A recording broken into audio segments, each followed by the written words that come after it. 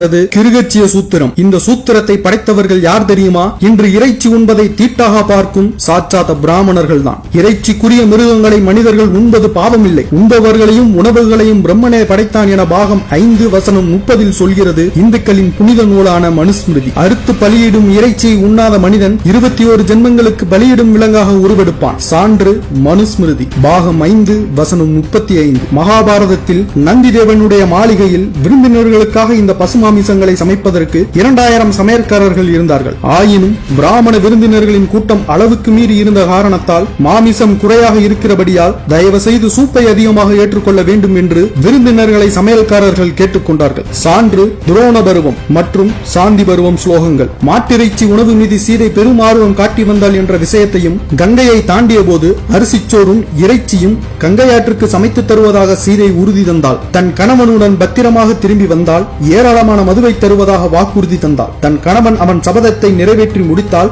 1000 பசுக்களையும் 100 ஜாடி மதுவையும் யமுனை ஆற்றுக்கு படையல் தருவதாக அந்த ஆற்றை கடக்கும் போது சீதை வேண்டிக் கொள்கிறார். சான்று வால்மீகியின் ராமாயணம். கொளுத்த கன்றை அடித்து உணவாக்கி ராமனுக்கு பரத்வாஜா முனிவர் படையலாக்கினார். தன் மகன் புலவனாகவும் புகழ்பெற்றவனாகவும் நல்ல பேச்சாளனாகவும் எல்லா வேதங்களையும் படித்தவனாகவும் முழு ஆயுளை கொண்டவனாகவும் இருக்க வேண்டும் என விரும்பினால் தாயானவள் நெய்யுடன் கலந்த பொலியெருது அல்லது எருதுவின் மாமிசம் கலந்த சாதம் சாப்பிட வேண்டும் என பிரகடனப்படுத்துகிறது பிரகதாரண்ய உபநிடதம். பெண்ணின் மனவிழாவில் காளையும் பசுவும் வெட்டப்படுகின்றன என்று குறிப்பிடுகிற ரிக்வேதத்தின் நீர்த்து போன வடிவம்தான் இன்றைக்கும் ஒவ்வொரு திருமண விழாக்களின் பொழுதும் மாடறுத்து விருந்து படைக்கும் மந்திரம் சொல்லப்பட்டு மாட்டுக்கறிக்கு பதில் வாழைப்பழம் கொடுக்கப்படும் வழக்கம். He is not a good Hindu, does not eat beef. அதாவது மாட்டுக்கறியை சாப்பிடாதவன் நல்ல இந்து அல்ல. இதை சொல்லியவர் யார் தெரியுமா? பிப்ரவரி 2, 1900 அன்று அமெரிக்காவில் கலிபோர்னியாவில் ஷேக்ஸ்பியர் கிளப்பில் விவேகானந்தர் ஆற்றிய உரை. இந்து புனித நூல்களும் இந்து மத சீர்திருத்தவாதிகளும் மாட்டிறைச்சி உண்பதற்கு தடை போடவில்லை. வேட்டையாடு வாழ்ந்த ஆதிக்குடிகள்